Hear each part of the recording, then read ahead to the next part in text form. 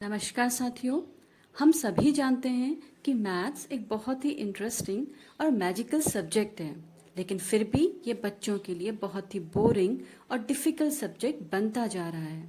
और इसका सबसे बड़ा कारण है हमारी टीचिंग मैथडोलॉजी कि हम बच्चे को मैथ्स कैसे सिखा रहे हैं। जब भी हम किसी टॉपिक पे बात करते हैं तो हम उसके कॉन्सेप्ट के ऊपर बात नहीं रखते कि ये क्यों है, क्या है और कैसे है, बल्कि सीधे उसको अप्लाई करवाते हैं, जिससे उस टॉपिक पर बच्चे की समझ बन ही नहीं पाती और वो उसे रटने लग जाता है। और यहीं से मैथ्स जैसा इंटरेस्टिंग सब्जेक्ट एक बोरिंग सब्जेक्ट बनने लगता है। हम सभी मैथ्स को समझ कर सकें, तो इसी क्रम में आज हमने अपना सबसे पहला टॉपिक लिया है 3D शेप्स। और 3D शेप्स में हमने सबसे पहला एग्जाम्पल लिया है इस क्यूबॉइड का, यानी कि घनाभ।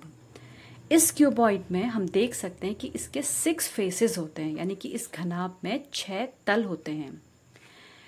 1, 2, 3, 4, 5 और ये 6। और इसके सारे के सारे ये जो तल हैं ये सब समतल हैं। तो इसमें 6 तल होते हैं, यानी कि इस क्यूबॉइड में 6 फेसेस होते हैं। अब बारी आती है एडजेस की। तो सबसे पहले हम ये जानते हैं कि एडजेस होते क्या हैं। एडजेस मतलब होता है कि जहाँ पर दो तल आपस में जुड़ रहे हैं वहाँ पे एक एज बनती है, यानी कि जहाँ पर दो फेसेस आपस में मिल रहे हैं वहाँ पर एक एज बनती है। तो हम देख सकते हैं कि ये दो तल आपस में यहाँ पे जुड़ रहे हैं, तो ये इसकी एक एज है। ऐसे ही ये दो तल आपस में यहाँ पे जुड़ रहे हैं, तो ये इसकी एक एज है, यानी कि कोर है। ऐसे ये दो तल यहाँ पे जुड़ रहे हैं, ये भी इसकी एक कोर है। और ये दो तल यहाँ पे मिल रहे हैं, ये भी इसकी एक कोर है। ऐसे ये दो तल इधर आपस में मिल रहे हैं, तो ये भी इसकी एक कोर है। तो इस तरह से हम देख सकते हैं कि इस क्यूबॉइड में टोटल 12 एडजेस होते हैं, यानी कि इस घनाभ में 12 कोरें होती हैं। इसी तरह से इस घनाभ में हम देखते हैं कि कोने कितने हैं, 1, 2, 3 और ये 4। इसी तरह से नीचे की तरफ भी हम इसमें 4 कोने दिखाई देंगे, 1, 2, 3 और 4। तो हम देख सकते हैं कि इसमें टोटल 8 कोने होते हैं, यानी कि 8 वर्टिसेस होती हैं। अब घनाभ के बाद बारी आती है सिलेंडर की। तो ये जो सिलेंडर है, इसमें हम देख सकते हैं कि इसके जो तल है, एक ये वक्राकार तल है और यहाँ पे दो इसमें समतल होते हैं ऐसे जुड़े हुए।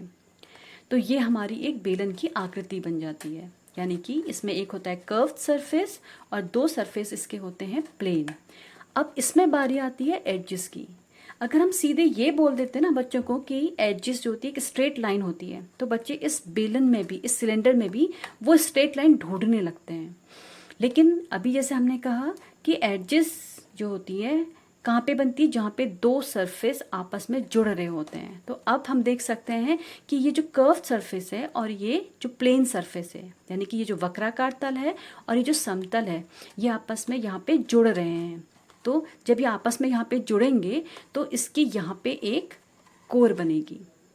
तो इसकी एक एडजेस यहाँ पे होगी। इसका मतलब बेलन में जो एडजेस होती हैं वो स्ट्रेट लाइन नहीं होती हैं, वो कर्व्ड एडजेस होती हैं, यानी कि एक वक्राकार कोर। ऐसे ही ये वाला जो समतल है यहाँ पे इस कर्व्ड से यहाँ पे जुड़ेगा, तो यहाँ पे इसकी कर्व्ड एज बनेगी, यानी कि वक्राकार कोर बनेगी। तो इस तरह से हम देख सकते हैं कि बेलन में दो वक्राकार कोरें होती हैं और इसमें कहीं पे भी हमें कोई शीर्ष नहीं दिखाई देता है, तो इसमें जो शीर्ष की संख्या है वो 0 होती है। इसी क्रम में हम लेते हैं एक शंकु, यानी कि कोन। तो इस कोन में आप देख सकते हो कि इसमें एक वक्राकार तल होता है और एक समतल होता है। तो इसमें सिर्फ दो इसके फेसेस हैं, एक कर्व्ड और एक प्लेन फेस। और ये दोनों फेसेस आपस में यहाँ पे जुड़ रहे हैं। तो यहाँ पे जुड़ रहे हैं तो मतलब इसकी एज यहाँ है और ये एज भी स्ट्रेट लाइन नहीं है, इसकी भी जो कोर है वो वक्राकार कोर होती है, यानी कि कर्व्ड एज होती है। और ये है इसका शीर्ष, तो इसमें एक शीर्ष होता है। तो इसी तरह से आप देख सकते हैं कि अगर हम बच्चों को इस तरह से समझाएं कि एजेस होती क्या हैं, कहाँ पर होती हैं, तो उन्हें ये चीज़ें याद करने की बिल्कुल भी ज़रूरत नहीं पड़ेगी। वो खुद ही समझ जाएंगे कि कितनी एज होती हैं, कितने तल होते हैं और कितने उसमें शीर्ष होते हैं। तो इसी क्रम में अगर आपको कोई टॉपिक ऐसा लगता है कि जिसे हम बच्चों को बहुत अच्छे से TLM के माध्यम से समझा सकते हैं, तो आप भी प्लीज़ कमेंट बॉक्स में ज़रूर शेयर कीजिएगा। Thank you.